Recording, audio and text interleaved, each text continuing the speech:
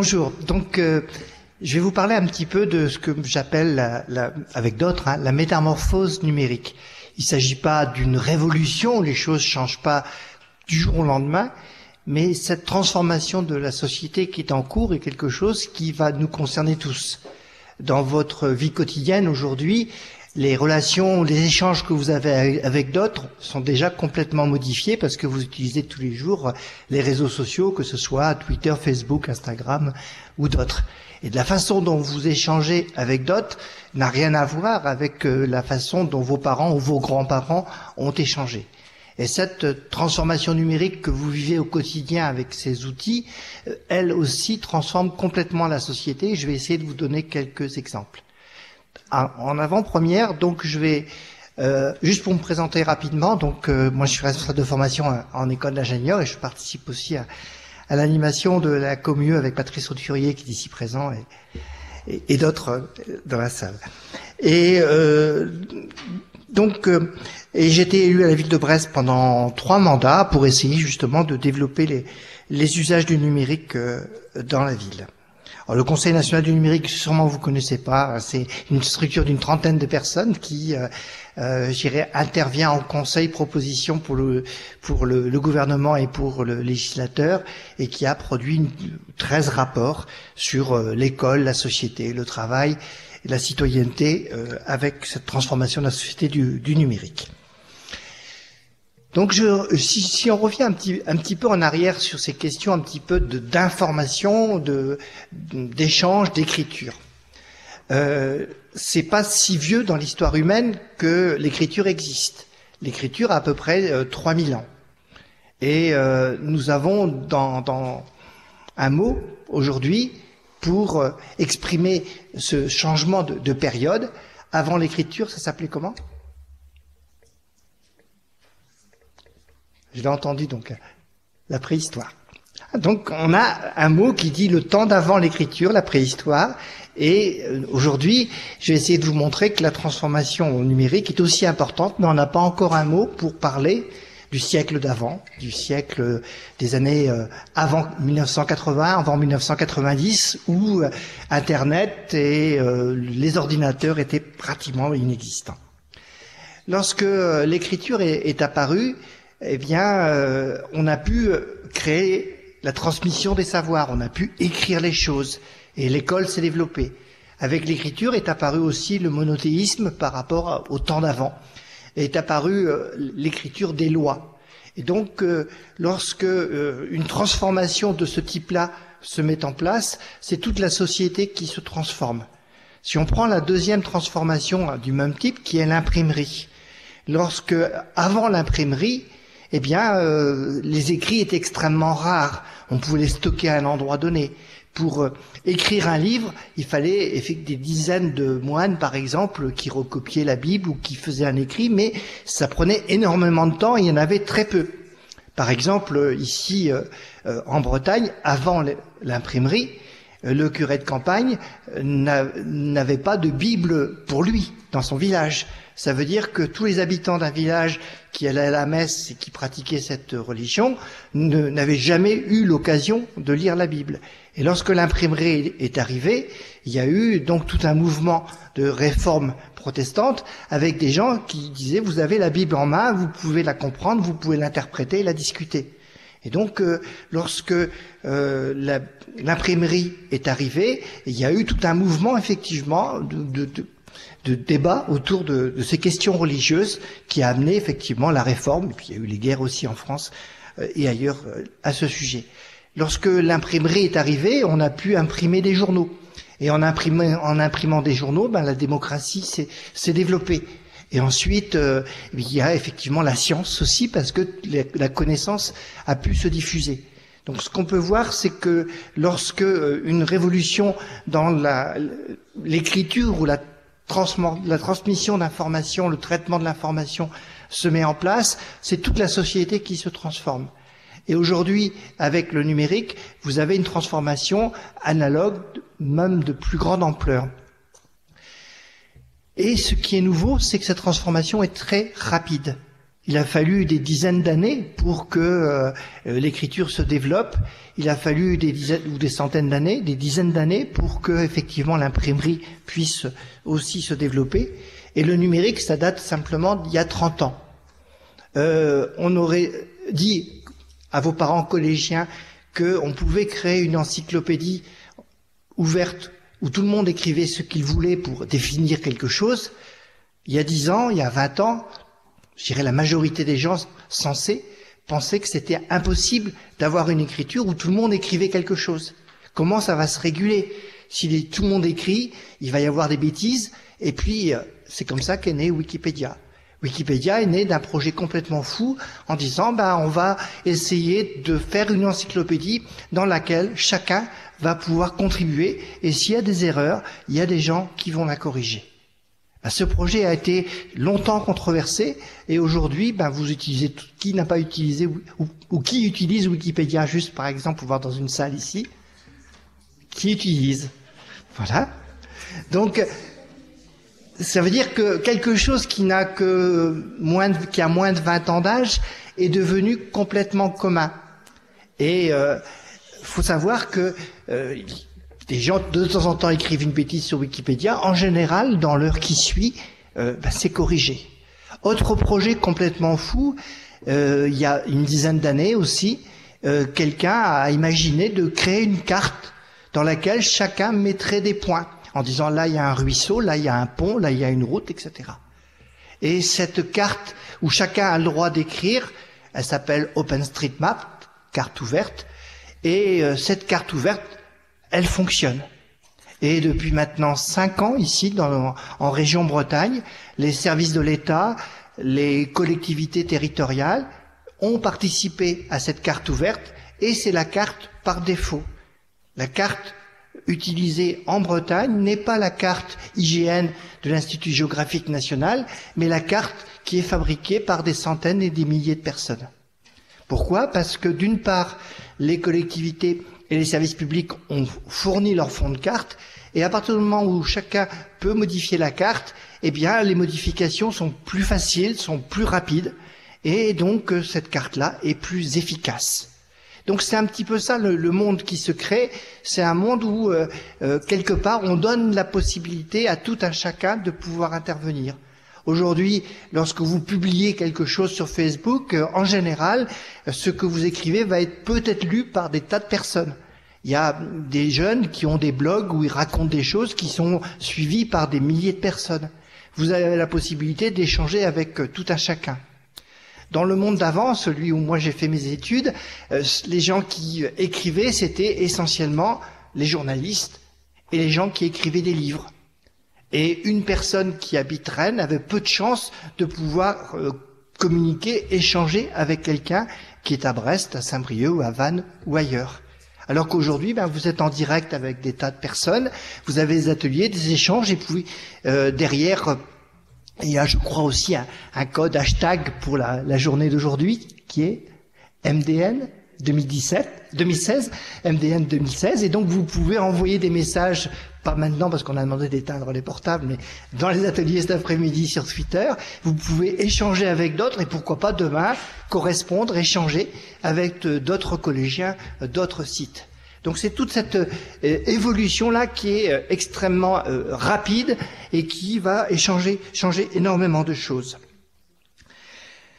Aujourd'hui, donc, pour donner quelques exemples un petit peu de cette métamorphose, eh bien, lorsque, par exemple, vous voulez vous déplacer, beaucoup de personnes utilisent donc des sites comme Blablacar pour le covoiturage. Sur le groupe Facebook Rennes-Nantes, je crois qu'il y a 5000 personnes qui sont inscrites. Alors c'est pas Blablacar, c'est une autre application pour faire en sorte que s'ils ont à rentrer de Rennes vers Nantes ou de Nantes vers Rennes, eh bien ils trouvent quelqu'un d'autre qui également va dans la même direction et ils vont voyager ensemble. Donc 5000 personnes s'organisent de manière un peu collaborative, en direct, pour optimiser un peu l'usage de leur voiture. De plus en plus de gens aussi maintenant pour se loger vont utiliser des applications comme Airbnb. Donc on voit que la façon de se déplacer la façon de regarder la télévision, de regarder les films, des vidéos, se transforme. Et cette transformation, elle dépend essentiellement de vous, de vos usages. Lorsqu'on a inventé les SMS, c'était les opérateurs de téléphone qui avaient besoin de signaux de communication pour organiser leur réseau. Et en fait, très rapidement, les SMS sont devenus d'usage courant. Et déjà depuis 5 ans, l'usage majoritaire d'un téléphone était le SMS avant la téléphonie, avant de téléphoner. Et cette année, ce qu'on appelle les communications Internet mobiles, l'IP mobile, a dépassé l'IP fixe. C'est-à-dire qu'on utilise plus l'Internet à partir des téléphones mobiles, à partir des réseaux Wi-Fi, qu'à partir des ordinateurs. L'Internet est aujourd'hui plutôt en mobilité. Et lorsqu'on va regarder un petit peu les métiers, il y a quelques années, quand on voulait retirer de l'argent, on allait dans une agence bancaire et on demandait effectivement à une personne de nous donner de l'argent en contrepartie d'un reçu. Aujourd'hui, pratiquement tous les échanges se font à travers des distributeurs automatiques. Les comptes en banque, vous les consultez à domicile. Le résultat, c'est que, par exemple, à la Société Générale, il va y avoir 10 000 suppressions d'emplois. Parce qu'effectivement, on a besoin de moins d'agences. Dans le tourisme, il y a de plus en plus d'offres qui se font également via les réseaux. Et donc, ce que je voulais vous indiquer par là, c'est que tous les métiers sont concernés par cette transformation du numérique. Bien sûr, on a besoin de personnes qui vont travailler dans l'informatique, dans les réseaux, dans le multimédia. Mais il faut savoir que quel que soit le métier que vous allez faire, que vous soyez enseignant, que vous soyez docteur, infirmier, ou que vous soyez employé d'une collectivité, eh bien, vous aurez à travailler avec des outils numériques et dans un monde numérique. Pour donner encore un autre exemple, la Télécom Bretagne, la bibliothèque prêtait il y a 5 ans 340 livres par mois. Aujourd'hui, la bibliothèque prête 170 livres par mois. En 5 ans, le nombre de livres a été divisé par 2. Et donc la bibliothèque n'est plus essentiellement un lieu où l'on va consulter des livres, mais ça devient de plus en plus un lieu où on va travailler avec d'autres. Et ici à Rennes, au Champ Libre, le samedi, il y a une queue parce que les étudiants ont besoin d'espace pour travailler, ce qu'on appelle coworker, et la bibliothèque devient un tiers-lieu, c'est un espace convivial où on travaille.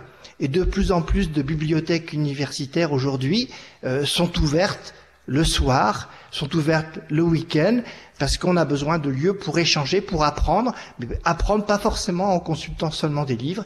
Et donc le métier des bibliothécaires change, parce que c'est un métier où de plus en plus avons accueillir des étudiants, les aider dans l'apprentissage, mais pas seulement en prêtant des livres. Dans l'assurance, en Angleterre, les personnes qui acceptent de mettre un GPS connecté à l'assurance dans leur voiture ont une réduction de prime. Et donc, ça veut dire que l'assurance, elle vous envoie tous les mois en disant, voilà, le 15 octobre, vous avez roulé sur telle route limitée à 90 en roulant à 110 à l'heure. Parce qu'effectivement, ils savent exactement ce que vous faites, ils savent combien d'infractions vous faites, et ils vous envoient un bilan. Et si vous faites plus de X infractions, eh bien, votre prime de réduction de 20 ou 30% va sauter. Donc, il y a, je dirais, une surveillance un peu générale qui se met en place par ces régimes d'assurance. Bon, en France, je pense que pour le moment, c'est pas trop à l'ordre du jour parce qu'il y a un peu une réticence à ces contrôles, mais ça existe déjà dans différents pays. Donc, le métier de l'assureur est également un métier qui se modifie. Donc, c'est un peu cette idée-là de tous les métiers qui se transforment, de cette société globale qui se transforme, si tu mets la diapo. Et donc, par rapport à ça, eh bien, c'est un changement de culture que nous apporte le numérique. Ce changement de culture correspond donc à une société où on va avoir besoin de nouvelles compétences. C'est pas les mêmes compétences que dans la société d'avant. Et ces compétences que l'on va avoir besoin de développer, c'est par exemple apprendre à coopérer, Apprendre à coopérer parce qu'effectivement, on voit à travers des exemples comme Wikipédia ou les cartes ouvertes que la coopération apporte de l'efficience et cette efficience de la coopération est extrêmement importante parce qu'elle rend l'entreprise plus efficace, elle améliore les services qui sont rendus. Ça, c'est le premier point. Le second point qui est important aussi dans les apprentissages, c'est que vous êtes habile avec les machines, avec vos ordinateurs portables, mais vous savez pas forcément comment ils fonctionnent. Vous savez pas pourquoi, lorsque vous tapez un mot-clé dans un moteur de recherche, telle information arrivera en premier. Ça, on vous l'a pas forcément appris. Et dans une société où le numérique est si importante, quelque chose qui est nécessaire, c'est d'apprendre à coder. Là, aujourd'hui, dans les... Ah, d'accord. Je reviendrai après. Donc, le point qui est important, et donc le collège commence à s'y mettre, c'est de faire en sorte que, dès que vous êtes en capacité de le faire, que vous appreniez à programmer. C'est-à-dire apprendre à savoir comment fonctionne l'ordinateur, pourquoi il produit tel résultat. Donc apprendre à coder est quelque chose qui peut se faire de manière ludique. Il y a des programmes comme Scratch qui permettent de le faire de façon agréable. Et ça, c'est quelque chose de nouveau qui est important qu'il soit introduit dans l'éducation. En apprenant à coder, vous apprendrez comment fonctionnent les ordinateurs et donc à pouvoir être un peu critique par rapport à leur fonctionnement. L'autre apprentissage qui est nécessaire, c'est apprendre à réutiliser. Apprendre à réutiliser parce que avec le numérique se développe l'abondance. L'abondance, c'est l'abondance de la musique, vous la trouvez partout en ligne. Lorsque vous aimez bien un morceau de musique, vous le passez à un collègue et puis il le copie. Et s'il le copie, d'abord c'est légal, la copie privée est autorisée. Donc si vous le passez à un ami, eh bien vous gardez le morceau de musique et lui, il l'a aussi. Et donc avec le numérique, on a découvert effectivement l'abondance. Ce qui n'est pas le cas des biens matériels. Si vous avez un crayon et que vous le donnez à quelqu'un, vous n'avez plus le crayon. Alors que avec un document, avec une musique, avec un film, si vous la donnez à quelqu'un, l'autre personne l'a également. Donc apprendre à réutiliser, c'est quelque chose d'important dans le monde du numérique parce que les choses sont abondantes. Les idées que vous avez sont souvent déjà existantes quelque part. Et donc, avant de recréer quelque chose, il faut effectivement apprendre à réutiliser ce qui existe, c'est-à-dire apprendre à regarder autour de soi ce qui existe et comment on peut le réutiliser. À l'école en France, on vous a pas forcément beaucoup appris justement à réutiliser. Et pourtant, dans une société du numérique, c'est important parce que effectivement, les choses sont de plus en plus accessibles.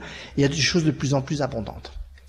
Dans apprendre à coder, il y a quelque chose qui est intéressant aussi, c'est que si votre programme ne marche pas, s'il y a une erreur, eh bien vous n'aurez pas une remarque à l'encre rouge, au stylo, vous n'aurez pas une mauvaise note, vous aurez simplement le résultat que ça marche pas.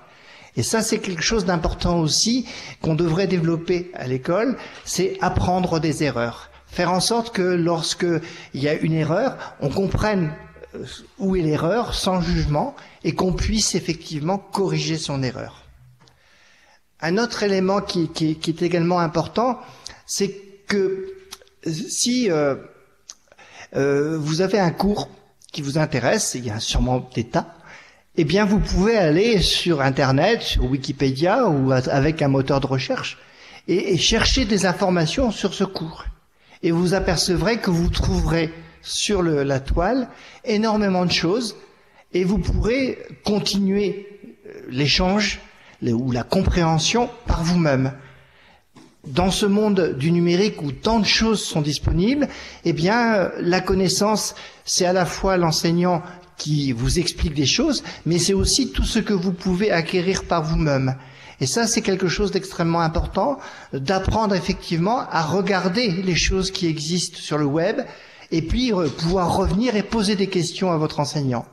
De plus en plus maintenant se développe en pédagogie ce qu'on appelle des classes inversées, où le cours n'est pas forcément délivré par un enseignant dans un amphithéâtre comme je le fais aujourd'hui, mais le cours est mis en ligne et le temps précieux de face à face, d'échange, est un temps de discussion.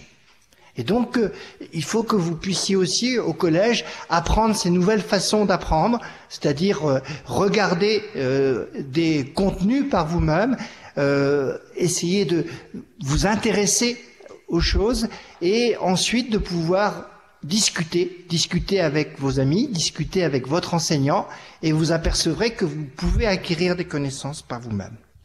Et face à cette abondance, un autre point aussi important, c'est apprendre à être critique. Et donc c'est quelque chose qui est vraiment nécessaire dans la mesure où il y a abondance d'informations. Et on a aussi le risque dans cette société de fonctionner un petit peu en réseau fermé. Les réseaux sont souvent des réseaux, je dirais, où les gens ont la même sensibilité, ont les mêmes points de vue. Et si on n'y prend pas garde à travers ces réseaux, eh bien, on va que renforcer son point de vue et il faut pouvoir se confronter à d'autres. Et donc, apprendre à être critique, c'est quelque chose d'important également. Un autre point une autre compétence, c'est d'apprendre à publier, apprendre à donner à voir. Quand vous faites quelque chose, eh bien, vous pouvez le partager avec d'autres, avec vos amis sur les réseaux sociaux, mais avec des blogs ou avec d'autres outils. Et en donnant à voir quelque chose, eh bien, vous rentrerez en relation avec encore d'autres gens. Et cette logique où on donne à voir, du don et du contre-don, est une logique qui est extrêmement efficiente à l'époque du numérique.